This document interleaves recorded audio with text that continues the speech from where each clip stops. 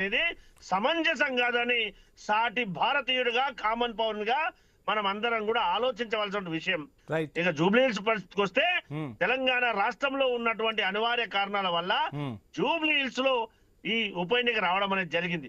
కానీ ఇక్కడ అభివృద్ధి అనేది 10 సంవత్సరాల నుంచి ఎక్కడ కూడా మౌలిక సదుపాయాల విషయంలో జరగలేదు.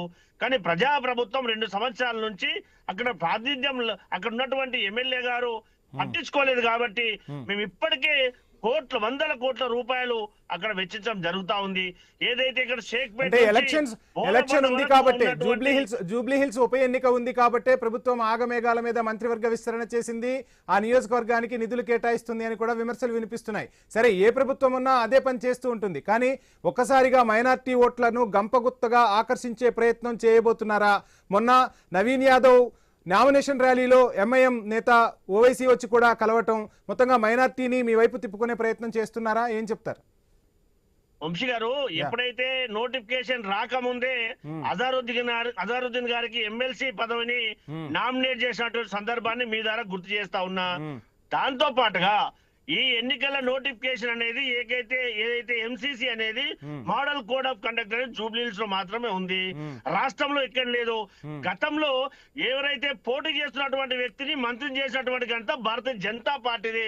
మరొక్కసారి గుర్తు పెట్టుకోవాలి, గుర్తు తెచ్చుకోవాలని చెప్పి కూడా అప్పీల్ చేస్తా ఉన్నా. కానీ ఎక్కడ కూడా కాంగ్రెస్ పార్టీ రామరెడ్డి గారు ఇస్తాను మీకు టైం ఇస్తాను. రామరెడ్డి గారు ఖచ్చితంగా మీకు టైం ఇస్తాను.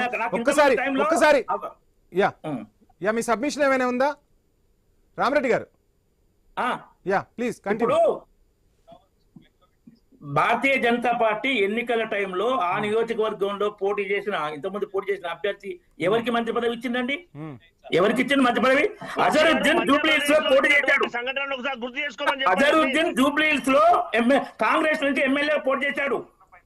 ఆ పోటీ చేసిన అభ్యర్థికి జూబ్లీహిల్స్ ఉప ఎన్నికల కోడ్ అమల్లో ఉన్నప్పుడు ఇవ్వడం అది పూర్తిగా మోడల్ కోడ్ ఆఫ్ కండక్ట్ విరుద్ధం. ఎందుకంటే ఈ ప్రభుత్వ ఏ నిర్ణయం కూడా ఓటర్ను ప్రభావితం చేయకూడదు. మోడల్ కోడ్ ఆఫ్ కండక్ట్ అది.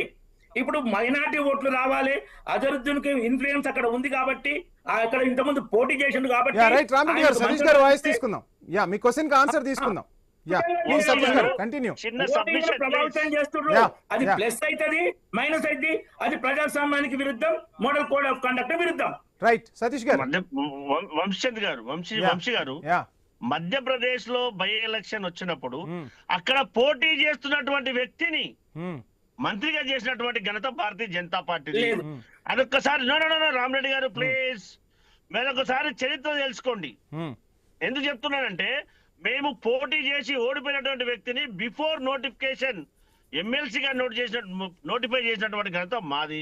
మేము నామినేట్ చేసిన బిఫోర్ చేస్తున్నటువంటి వ్యక్తిని మధ్యప్రదేశ్ లో మంత్రికి పదవిగా నామినేట్ ఏదైతే ప్రమాణ స్వీకారం చేసినటువంటి ఘనత భారతీయ జనతా పార్టీది. భారతీయ జనతా పార్టీ ఆ విధంగా మాట్లాడితే వంశీ గారు రెహమాన్ గారి నుంచి ఒక సబ్మిషన్ ఉంది.